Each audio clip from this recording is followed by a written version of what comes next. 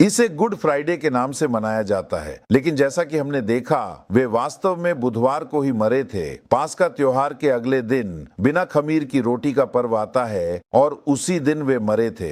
हम लगातार देख रहे हैं कि पास्का त्योहार बुधवार को ही था। जब आप ये बाकी 3 पाठ पूरे कर लेंगे तो आपको यह बात पूरी तरह से स्पष्ट हो जाएगी। इसलिए इस पाठ से आपको क्या समझना चाहिए? निसान महीने की 14वीं तारीख को पास्का त्योहार होता है और निसान महीने की 15वीं तारीख को बिना खमीर की रोटी का पर्व होता है। उस दिन बिना खमीर की रोटी के पर्व का पहला और 7वां दिन वार्षिक विश्राम दिवस छुट्टी होता है। साप्ताहिक विश्राम दिवस के साथ वार्षिक विश्राम दिवस, वह वार्षिक विश्राम दिवस अगले दिन आया। सभी लोग क्या स्वीकार करते हैं? जो लोग बाइबल पढ़ते हैं वे सभी क्या स्वीकार करते हैं? प्रभु की मृत्यु पास्का पर्व के दिन हुई थी, यह बात सभी लोग स्पष्ट रूप से स्वीकार करते हैं। उसके बाद का दिन वार्षिक विश्राम दिवस था। क्या आज हमें यह बात समझ में आ गई है? यही सही है। अब अगला चित्र, पार्ट 9, ठीक है। योना के बारे में प्रभु क्या कहते हैं? मैं तुम्हें केवल एक ही चिन्ह दूंगा। वह चिन्ह क्या है? योना भविष्यवक्ता का चिन्ह। कुछ साल पहले मैंने बताया था। जब मैं बांग्लादेश गया था, वहां मेरे एक दोस्त आकर मुझसे मिले और बोले, इस तरह की एक बहस करके एक डीवीडी दी है, देखिए उसमें कई गलतियां हैं। ऐसा कहकर वे जो कहते हैं वह सुन रहे हैं। योना जीवित थे या नहीं, जैसे ही हमारे लोग कहते हैं कि योना जीवित थे वैसे ही वह कहते हैं। तुम्हारे प्रभु कहते हैं कि जैसे योना थे वैसे ही मैं भी पृथ्वी के गर्भ में रहूंगा। तुम्हारे यीशु मसीह मरे नहीं, उन्हें कब्र से उठाकर ले गए। पता है, तुमने ही कहा था कि योना मरे नहीं, इसलिए यीशु मसीह भी मरे नहीं। तुम्हारे यीशु मसीह ने ही ऐसा कहा। इसके बाद वह 3 दिनों का हिसाब पूछता है। वो 3 दिनों का हिसाब नहीं बनता। जैसे ही हमारे लोग शुक्रवार, शनिवार, रविवार कहते हैं, वैसे ही सामने वाला भी बोलता है। 11 दिन में 12 घंटे होते हैं। तुम कैसे कह सकते हो? तुम्हारे बाइबल में यूहन्ना के 11वें या 9वें श्लोक में तुम्हारे प्रभु खुद कहते हैं, तुम्हारी पूरी बाइबल गलत है, हमारी कुरान ही सही है, ऐसा कहने लगते हैं। लोगों को भ्रमित कर रहे हैं। हमारे लिए, जैसे कि भजन संहिता 19:8 में पढ़ा गया है, परमेश्वर का वचन पवित्र है, शुद्ध है, निर्मल है, वह हमारी आंखें खोलता है। यह बात हम नहीं समझते क्योंकि हम अपनी आंखें बंद करके ही जीते हैं, इसलिए हमें समझ में नहीं आता। इसलिए आज योना मरने के बाद ही मछली के पेट के अंदर गए। मैं आज आपको बाइबल के वचन के आधार पर दिखाऊंगा कि योना को मछली ने जीवित नहीं रखा था। मत्ती 12:38 से 40 में तब कुछ शास्त्री और फरीसी लोग उसके पास आकर बोले, गुरु, हम आपसे एक चिन्ह देखना चाहते हैं। यीशु ने उन्हें उत्तर दिया, यह दुष्ट और व्यभिचारी पीढ़ी चिन्ह मांगती है, परंतु योना भविष्यवक्ता का चिन्ह छोड़कर और कोई चिन्ह इसे नहीं दिया जाएगा। योना जैसे वह 3 दिन और 3 रात एक बड़ी मछली के पेट में था, मनुष्य का पुत्र भी पूरे 3 दिन और 3 रात पृथ्वी के हृदय में रहेगा। प्रभु आकर बहुत ही स्पष्ट रूप से यह बता रहे हैं, जैसे योना मछली के विशाल पेट में था, ठीक वैसे ही मैं भी पृथ्वी के गर्भ में रहूंगा। अब अगर योना की मृत्यु हुई थी, तो यदि यीशु मसीह ने मृत्यु का सामना नहीं किया होता तो न आपको और न मुझे उद्धार मिलता। प्रभु यीशु मसीह ने अपना रक्त बहाकर मरण को प्राप्त किया, तभी आपको और मुझे उद्धार मिला। ऐसी स्थिति में क्या प्रभु कोई गलत उदाहरण देंगे? जरा 1 मिनट अच्छे से सोचिए, क्योंकि वही तो कारण है कि उन्होंने कलवरी के क्रूस पर अपना रक्त बहाकर प्राण त्यागा और इसी वजह से हम उद्धार पाए। ऐसी स्थिति में क्या वे किसी ऐसे व्यक्ति को उदाहरण के रूप में दिखाएंगे जो मरा ही नहीं? बिल्कुल भी नहीं दिखाएंगे। चलिए पहले देखते हैं योना का अर्थ क्या है। कैसे? मैंने पूरा पुराना नियम छान मारा। आप भी चाहें तो ढूंढ कर देख सकते हैं। किसी का नाम ऐसा नहीं है जिसका अर्थ पुराना हो। हर किसी के नाम के कई अर्थ होते हैं। पुराने नियम में बहुत सारे नाम हैं। एक किताब है जिसका नाम नाला गाव है, आप उसे शायद नहीं पढ़ेंगे।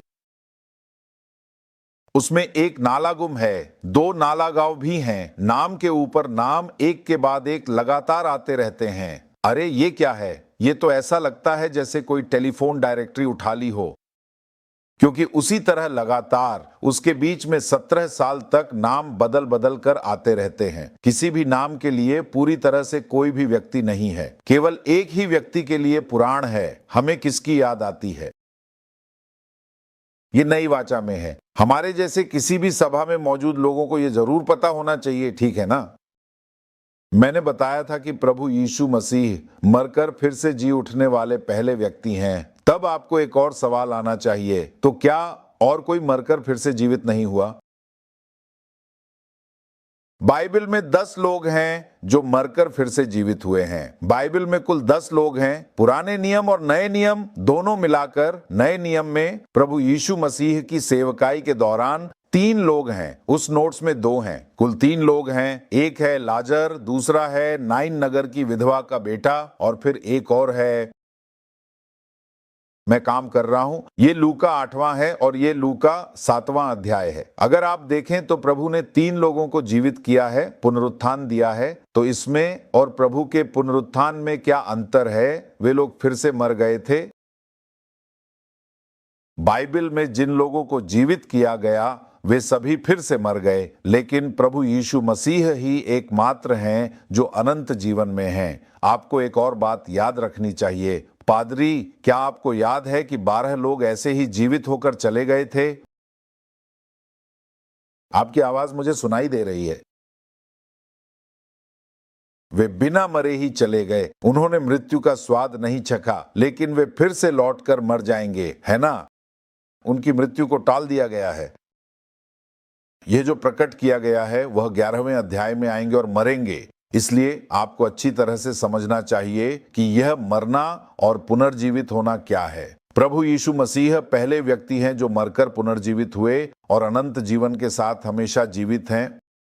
इसके बाद ही बाकी सभी लोग, ये जो 10 लोग भी जीवित होकर आए थे, वे सब फिर से मर गए। अब कोई भी जीवित नहीं है। अगर आप योना को देखें तो जब वह अपने बारे में कहता है तो वह कहता है कि मैं प्रभु की सभा से दूर चला गया हूं। योना यह बात 13 बार कहता है। पहला अध्याय 3री आयत को देखिए। तब योना प्रभु की सभा से दूर जाने के लिए उठकर योप्पा गया और तरशीश को जाने वाले एक जहाज को देखकर किराया देकर प्रभु की सभा से दूर जाने के लिए उसमें चढ़ गया ताकि वह तरशीश जा सके। वह उसमें चढ़ गया। आगे 10वीं आयत को देखिए। अरे मैं 110, उसने उन्हें बताया था कि वह प्रभु की सभा से दूर भाग रहा है, इसलिए वे लोग बहुत डर गए और उससे बोले, तूने यह क्यों किया? यह क्या है? प्रभु क्या कह रहे हैं? वह कह रहे हैं, तुम आज्ञा मानो और निनेवे नगर जाओ। वह कहता है, मैं नहीं जाऊंगा। वह क्या करता है? वह प्रभु ने जो कहा उसके विपरीत दिशा में एक जहाज पर चढ़कर यात्रा के लिए निकल जाता है और उस जहाज के नीचे जाकर सो जाता है, क्योंकि तभी किसी को पता नहीं चलेगा। हम में से भी बहुत लोग अगर कोई गलती करते हैं तो आंखें बंद करके सोचते हैं कि दूसरे लोग नहीं देखेंगे। देखिए, उसी तरह नीचे जाकर बैठते ही वह सोचता है कि किसी को पता नहीं चलेगा और नीचे बैठकर वहीं सो जाता है। फिर क्या होता है? जहाज हिलने लगता है। तब वे क्या करते हैं? आखिर में क्या होता है? वह कहता है कि उसे उठाकर बाहर फेंक दो। उसे उठाकर इसमें डाल देते हैं। लेकिन क्या आप जानते हैं कि अगर आप प्रभु के वचन का पालन नहीं करते तो क्या होता है? पुराने नियम में एक भविष्यवक्ता को भगवान ने 11 बातें बताई। अगर वह पालन नहीं करता तो क्या होता है? जानते हैं, उसकी मौत हो जाती है। पुराने नियम में अगर किसी को भविष्यवक्ता के रूप में नियुक्त किया गया है और प्रभु उसे कोई कार्य करने के लिए कहते हैं लेकिन वह उसे नहीं करता तो उसकी हत्या कर दी जाती है। ध्यान से सुनिए, राजाओं की पुस्तक में एक घटना है। आप 13वां अध्याय घर जाकर पढ़कर देखिए। उसमें 26वां श्लोक देखिए। जब उस भविष्यवक्ता ने उसे रास्ते से वापस बुलाया और उसने उसकी बात मानी थी, उसने प्रभु के वचन की अवहेलना की। वह परमेश्वर का मनुष्य था, वही प्रभु ने उसके कहे अनुसार उसे एक शेर के हवाले कर दिया। वह शेर ने उसे मार डाला। इस बारे में क्या हुआ यह उस भविष्यवक्ता को प्रभु ने बताया। उसने कहा, तू जाकर कहीं भी मत जा, किसी के घर में खाना मत खा। लेकिन एक बूढ़ा भविष्यवक्ता क्या करता है, वह उसे धोखा देकर अपने घर बुलाता है, उसे खाना खिलाता है और यह सब करता है। उसने आज्ञा का पालन नहीं किया, इसलिए क्या होता है, जब वह रास्ते में अपने गधे पर जा रहा था, एक शेर आता है, शेर उसे मार डालता है, लेकिन उसे खाता नहीं है। ध्यान से सुनिए, यह जो दंड है वह प्रभु की ओर से आया है, यह आपको अच्छी तरह समझ में आना चाहिए। शेर ने उसे मार डाला, लेकिन किसी और को मरने नहीं दिया। शेर वहीं खड़ा रहा और पास में गधा भी जीवित खड़ा रहा। कैसे पास में गधा जीवित खड़ा है? उसने भविष्यवक्ता को मार डाला, लेकिन न तो भविष्यवक्ता को खाया, न ही गधे को खाया, लेकिन शेर वहीं खड़ा है, क्योंकि उसे कहा गया था कि उस शरीर को कोई न खाए। इसी वजह से मुझे यह घटना हमेशा बहुत पसंद आती है। ये जानवर भी प्रभु की बात मानते हैं, जो भी वह कहता है वे सब सुनते हैं। सिर्फ ये समझदार लोग ही प्रभु की बात नहीं मानेंगे। आजकल के मसीहियों के बारे में बताइए। अगर योना नबी की किताब से एक वचन बोल दें तो काफी है, पता है। उसमें 9वां वचन पढ़िए सिस्टर, योना 19। इसके लिए योना इसलिए कहता है, इसके लिए वह, ध्यान से सुनिए, वह अपने बारे में कहता है, मैं कौन हूं। इब्रानी पृथ्वी, समुद्र और पृथ्वी दोनों प्रभु के प्रति भय और श्रद्धा रखने ऐसा कहा। क्या वह वही है जो आकाश, पृथ्वी और समुद्र को रचने वाले प्रभु के प्रति श्रद्धा रखने वाला है? जिस दिशा में जाना है उसके बिल्कुल विपरीत दिशा में मुंह करके सुनिए, मैं प्रभु के प्रति श्रद्धा रखने वाला हूं। मैं एक मसीही हूं जो आकाश और पृथ्वी को रचने वाले परमेश्वर में विश्वास करता हूं।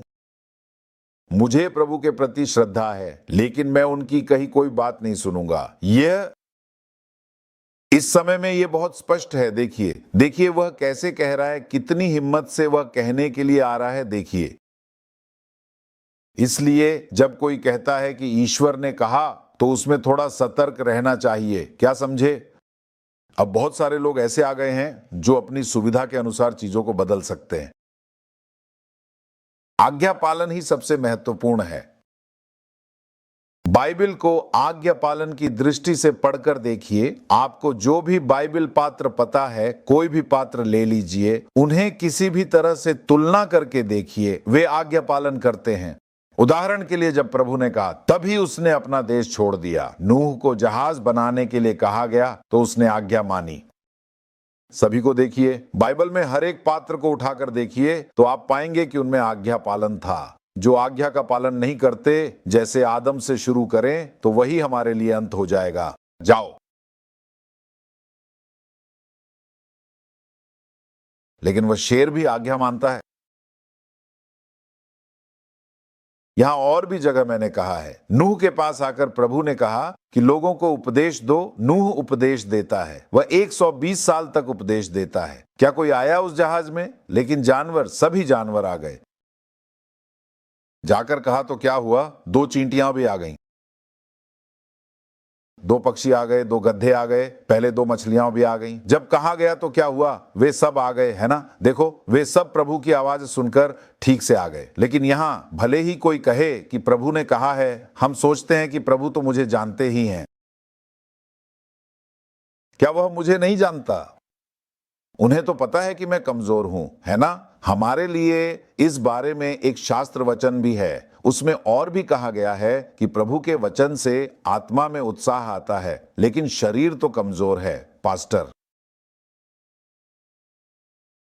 क्योंकि जब कहते हैं प्रार्थना के लिए आओ, प्रार्थना में भाग लो, तो सुसमाचार प्रचार किए बिना भी सब कुछ किया जा सकता है। पास्टर, आत्मा में उत्साह है लेकिन शरीर में कमजोरी है, पास्टर। अगर आप 3 घंटे तक प्रार्थना करते हैं तो दर्द होता है, पास्टर। प्रवचन 40 मिनट, 30 मिनट। अमेरिका में कुछ चर्च तो विज्ञापन भी देते हैं, 15 मिनट का उपदेश। ये क्या है? वे गारंटी भी देते हैं सिर्फ 15 मिनट, उसके अंदर ही आप जा सकते हैं। जैसे सब जगह मिनी समोसा या मिनी इडली सांभर आ गया है, वैसे ही अब उपदेश भी मिनी उपदेश बन गया है। वो सब देखना मुश्किल है। ठीक है, बस हो गया। आप क्या कहना चाहते हैं वो समझ में आ गया। मुझे आज्ञाकारिता नहीं आती, बस इतना कहकर वो क्या कर रहा है? वहां अंदर नहीं डाल रहा, उस तरफ बैठा है। अब उसे उठाकर इसमें डालने के लिए कहा गया। जैसे ही डाला, वो लोग आकर मल्लूमी क्या कह रहा है, हमारे ऊपर इसका खून का दाग हमारे ऊपर नहीं चाहिए, कहकर उसे उठाकर अंदर डाल रहे हैं। जैसे ही उसे डाला, क्या होता है? समुद्र आकर 4 से 7 मील गहरे समुद्र में उसे उठाकर फेंक देते हैं। उसे उठाकर फेंकते ही इसमें एक ही वाक्य गलत जगह पर है। कारण क्या है? सुनिए। अब योना इस घटना को याद करके लिख रहे हैं। योना जाकर सब कुछ पार करके फिर लौटकर याद करके लिख रहे हैं। जब हम लिखते हैं तो कुछ ही लोगों को वह क्रमबद्ध तरीके से लिखना आता है। अब अगर आप देखें, अगर आप कहीं जाकर लौटे हैं और मुझसे कुछ पूछें तो मैं कहूंगा, कैसा था? अच्छा था। कैसा था? अच्छा था। बहुत ही शानदार था। बस इतना ही कहूंगा। उसके बाद अगर आप कुछ पूछें, खास तौर पर कुछ स्पेसिफिक पूछें, तभी मैं बताऊंगा। अब कुछ लोग ऐसे होते हैं, अगर आप उनसे पूछें कि क्या हुआ, तो वे कहेंगे 410 के लिए बच्चे उतरे, लेकिन हम लाइन में खड़े रहे, खड़े ही रहे। वे कभी नहीं कहेंगे कि आप गए या नहीं। आखिर तक कहेंगे, रुको मैं बताता हूं। वहां गए तो इमिग्रेशन में ये सवाल पूछा, फिर उसके बाद एक और फॉर्म भरने को कहा। ऐसे ही बताते हैं, हमें भी समझ में आता है। अभी अभी तो इमिग्रेशन फॉर्म तक पहुंचा है, ये कैसे बताएगा कि घर कैसे पहुंचा? क्योंकि वे लोग आकर बड़ा चढ़ाकर बताते हैं, हमें वैसे बताना नहीं आता। अगर आप पूछें कि क्या खाया, तो कहेंगे अच्छा खाया, बहुत अच्छा था। क्या खाया? क्या खाया? करुवाटुकुलम, सूखी मछली दिया था खाने के लिए, बहुत ही शानदार था। ठीक है, और आप कहीं और खाने गए थे उसके पहले? हाँ, सही है, सुबह का नाश्ता यहाँ किया था। अब क्या है, हम वैसे नहीं बताएंगे, सबको हर समय वैसे बताना नहीं आता। अब योना क्या कर रहे हैं? सब कुछ खत्म होने के बाद फिर से जाकर बैठकर लिख रहे हैं। आपको समझना चाहिए कि वह लिख रहे हैं, मैंने क्या किया, मैंने क्या कहा, उन्होंने क्या किया। उसके बाद मैंने उन्हें उठाकर जहाज से समुद्र में फेंकने को कहा तो उन्होंने समुद्र में फेंक दिया। लेकिन समुद्र में फेंकने के बाद क्या हुआ पता है? एक मछली आकर मुझे पकड़ लिया। कब मछली आकर मुझे पकड़ ली? यही वे बता रहे हैं। अब योना के दूसरे अध्याय का 3रा पद देखिए। समुद्र के बीचों बीच गहराई में किसने मुझे फेंका? लेकिन फेंकने वाला कौन था?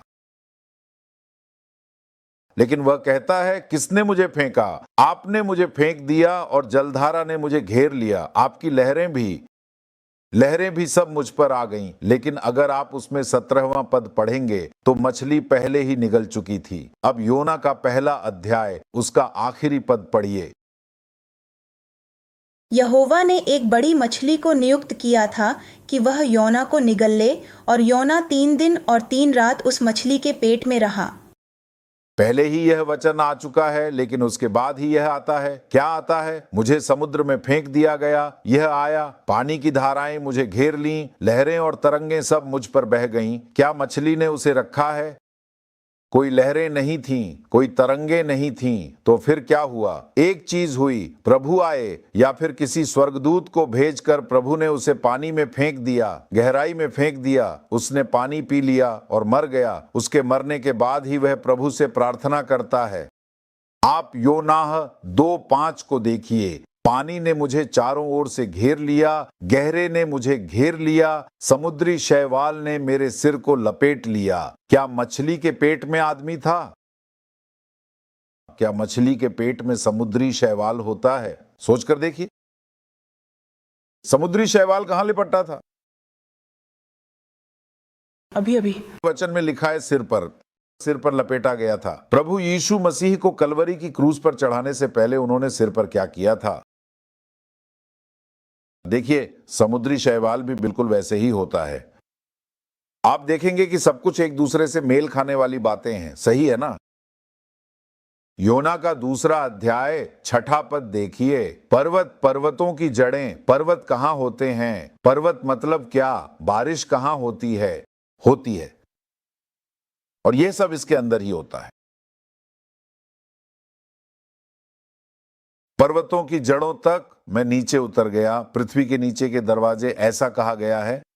हमेशा के लिए मुझे बंद कर देने जैसा था। फिर भी हे मेरे परमेश्वर, आपने मेरी आत्मा को विनाश से बचा लिया। क्योंकि प्रभु ने उसे गहरे पानी में फेंकवा दिया, उसे पूरी तरह से मरवा दिया और उसके दुर्भाग्यपूर्ण मरने के बाद एक विशालकाय मछली ने आकर उसे तुरंत निगल लिया और अपने पेट में सुरक्षित रखा। पानी और धाराएं उसे डुबो रही थीं। मछली के पेट में कोई पहाड़ नहीं था। उसे मारने के लिए ले जाया गया था। उसे पृथ्वी की गहराइयों में ले जाया गया था। वहां उसके लिए दरवाजा हमेशा के लिए बंद हो सकता था, लेकिन उसे उस गड्ढे से ऊपर लाया गया। जब भजन संहिता 16:10 में कहा गया है तो वे यहाँ उद्धृत कर रहे हैं, तू मेरी आत्मा को अधोलोक में नहीं छोड़ेगा, न ही अपने पवित्र को सड़ने देगा। यहाँ जब वे कहते हैं तो उसी तरह कह रहे हैं। अब योना क्या करता है? मरने के बाद जब वह नरक में जाता है और वहां रहता है, तब वहीं से वह प्रार्थना करता है। मछली के पेट में घुटनों बैठकर उसने कभी प्रार्थना नहीं की। आगे से अगर आप संडे स्कूल में बच्चों को कोई चित्र दिखाते हैं तो ध्यान दें कि उसे इस्तेमाल न करें, क्योंकि हमें सिखाया गया था, इसीलिए हमारे दिमाग में बैठने में बहुत समय लगा। मछली के पेट में घुटनों के बल बैठा हुआ दिखाने वाले चित्रों के कारण वह क्या सोचता है? असल में वह मछली के पेट में जीवित नहीं था, उसका शरीर मछली के पेट में था। जब वह अधोलोक पाताल में गया, वहां से उसने प्रार्थना की। दूसरा वचन देखिए, मेरी कठिनाई में मैंने प्रभु को पुकारा, उन्होंने मेरी बात नहीं मानी। मैं पाताल लोक में कौन जाता है? हेलो, पाताल लोक में कौन जा सकता है? केवल मरने के बाद ही वहां जा सकते हैं। जब तक जीवित हैं पाताल लोक नहीं जा सकते।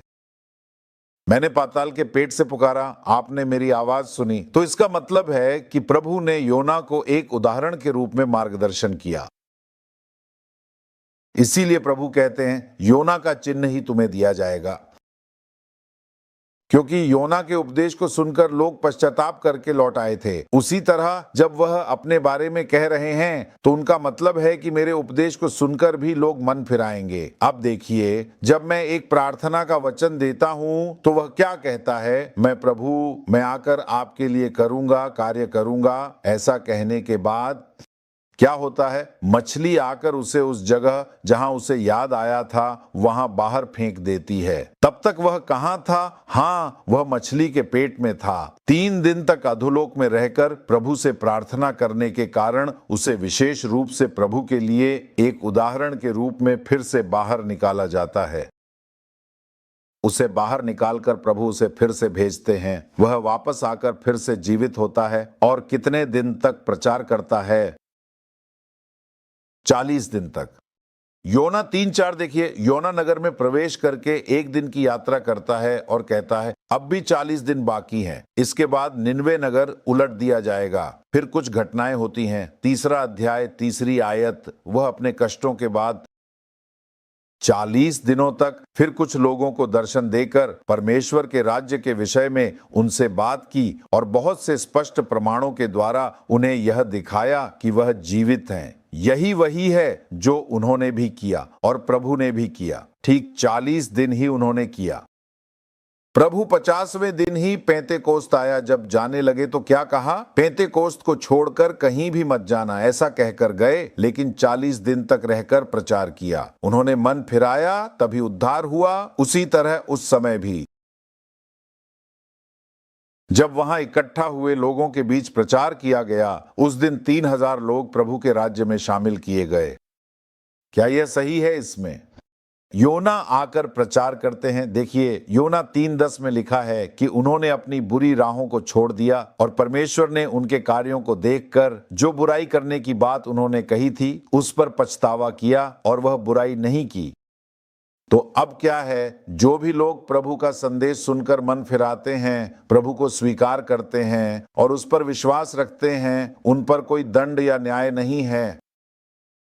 यही बात प्रभु कह रहे हैं। जैसे योना के माध्यम से प्रभु ने निनवे नगर के लोगों से कहा था कि मैं जो विपत्ति लाने वाला था वह तुम पर नहीं लाऊंगा, वैसे ही हमारे ऊपर आने वाले न्याय से हमें बचाने के लिए हमारे प्रभु यीशु मसीह के लहू के द्वारा ही हम अपने आप को बचा सकते हैं। यही बात प्रभु ने वहां प्रचार किया, उसी के माध्यम से हमने यह किया। अब इससे हमें क्या सीखना चाहिए? योना मरकर अधोलोक में गए, वे एक बड़ी मछली के पेट में रखे गए थे। 3 दिनों के बाद वे फिर से जीवित हुए। उन्होंने लोगों को याद दिलाकर पश्चाताप के बारे में प्रचार किया और उन्हें फिर से बदल दिया। उन्होंने उन्हें सही और उचित स्थान पर लाया। अब यीशु पूरे 3 दिन और 3 रात तक कब्र में दफनाए गए थे। उस समय वे नरक में जाकर पहले और दूसरे संसार में सुसमाचार का प्रचार किए। यह एक महत्वपूर्ण घटना थी। यह क्या है? वह अंतिम पाठ है जिसे हम देखेंगे। उसके बाद वे 40 दिनों तक जीवित रहे और प्रकट हुए। प्रकट होकर उन्होंने स्वर्ग के राज्य के बारे में उन्हें सिखाया। अगर आप 1 कुरिन्थियों 15वें अध्याय में देखें तो बाइबल स्पष्ट रूप से कहती है कि वे लगभग 500 से अधिक लोगों को प्रकट हुए। जैसा कि कहा गया, अगर यीशु मरे नहीं होते तो हमारे पापों के लिए माफी नहीं होती। वे जी उठे और परमेश्वर के दाहिने हाथ पर विराजमान हुए। पुराने नियम में योना का जीवन यीशु के मृत्यु और पुनरुत्थान का एक पूर्व छाया था। इसलिए ही प्रभु यीशु मसीह ने उसे एक उदाहरण के रूप में प्रस्तुत किया। यीशु दिखाते हैं कि जैसे वे मरे और उनका शरीर दफनाया गया, वैसे ही योना का शरीर भी मछली के पेट में दफनाया गया। जैसे यीशु 3 दिन तक रहे, वैसे ही योना भी 3 दिन तक रहा। जैसे यीशु 3 दिनों के बाद पुनर्जीवित हुए, वैसे ही योना भी जीवित निकला, मछली भी किनारे आ गई। यह सब हुआ जैसे यीशु आकर अपने शिष्यों को दर्शन दिए, प्रचार किया और जीवित दिखाई दिए, वैसे ही योना भी जीवित होकर 40 दिनों तक प्रचार किया। इसी कारण जब यीशु आए और बोले तो मत्ती के 16वें अध्याय में इसके बारे में कहा। पहले 4 वचनों में केवल चौथा वचन ही पढ़िए, मत्ती 16:4।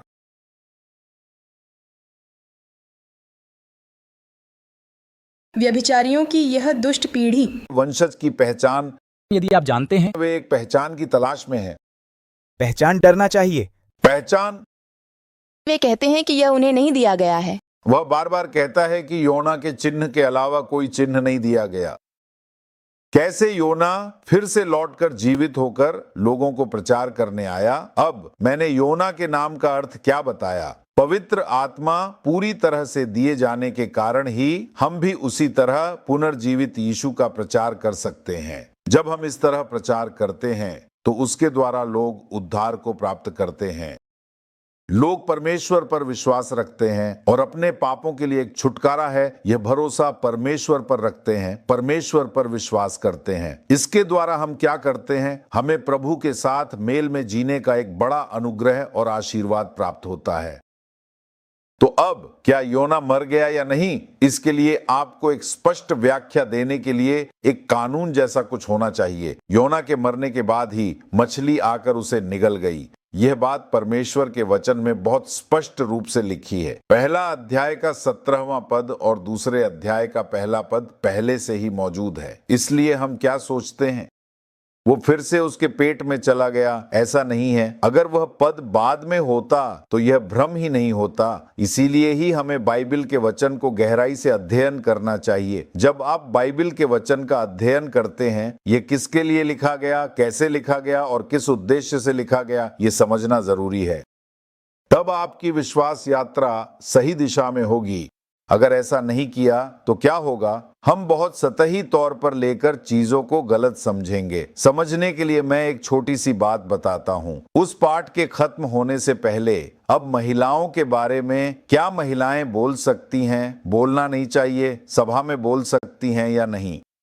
अगर ऐसा कहा जाए तो पौल के बारे में बहुत लोग क्या सोचेंगे? वे सोचेंगे कि वह एक सख्त इंसान है, एक पुरुष है और वह महिलाओं के साथ बहुत बुरा व्यवहार करता है। इस तरह उस तरह कुछ बहनें आवाज उठाएंगी, लेकिन ऐसा नहीं है। आप लोग, जो लोग अच्छी तरह जानते हैं, वे देखेंगे कि जब वह तीमुथियुस को लिखता है तो क्या कहता है? वह कहता है, मैं महिलाओं को बोलने की अनुमति नहीं देता। वह ऐसा कहकर बताता है। इसका कारण क्या है? जिस चर्च को उसने लिखा था वहां महिलाएं देवी के रूप में पूजा की जाती थीं और उनकी आराधना की जाती थी। डायना नाम की देवी, जिसे उर्वरता की देवी कहा जाता है, उसकी पूजा की जाती थी। कहा जाता था कि उससे संतान होती है, उसके कई स्तन हैं। यह एक विकृत धारणा थी। गलातिया की कलीसिया में आकर पूरी तरह से यहूदी लोग थे। यहूदी लोग कौन थे? उनमें भी ये फरीसी लोग थोड़े अच्छे जानकार यहूदी थे। वे क्या करते थे? रोज सुबह उठते ही 5 बातों के लिए परमेश्वर को धन्यवाद देते थे। पहला, हे परमेश्वर, तेरा धन्यवाद कि मैंने तुझे जाना। हे परमेश्वर, मैं गैर यहूदी नहीं हूं। कैसे? मैं एक यहूदी के रूप में जन्मा हूं, इसके लिए तेरा धन्यवाद। इस सूची में जब चौथा आता है तो वे कहते हैं, धन्य है प्रभु, तूने मुझे कुत्ता नहीं बनाया, इसके लिए धन्यवाद। पांचवा, प्रभु धन्यवाद, मैं एक गुड़िया स्त्री के रूप में पैदा नहीं हुआ। कैसे? उन्हें कुत्तों से भी नीचे रखा गया था। किसे? महिलाओं को। जब प्रेरित पौलुस उन्हें लिखते हैं तो वे क्या कहते हैं? पुरुष और महिला समान है। कैसे? न पुरुष है न पुरुष, न महिला है, न दास है, न ये है न स्वतंत्र है, सभी एक हैं। तो वहां जब वे कहते हैं, क्या कहते हैं? उस चर्च से कहते हैं आपको महिलाओं के साथ सही व्यवहार करना चाहिए। यहां तुम महिलाओं की पूजा करते हो, उन्हें नीचे गिराकर ये सब करते हो। इसीलिए जब हम वेद वचन पढ़ते हैं तो हमें उसे अपने दृष्टिकोण से पढ़ना चाहिए। सिर्फ यूं ही पढ़कर हमें बातों को गलत तरीके से नहीं समझना चाहिए, क्योंकि चीजों को गहराई से पढ़ने में ही असली बातें होती हैं। इसीलिए हम भी तब बहुत बार आकर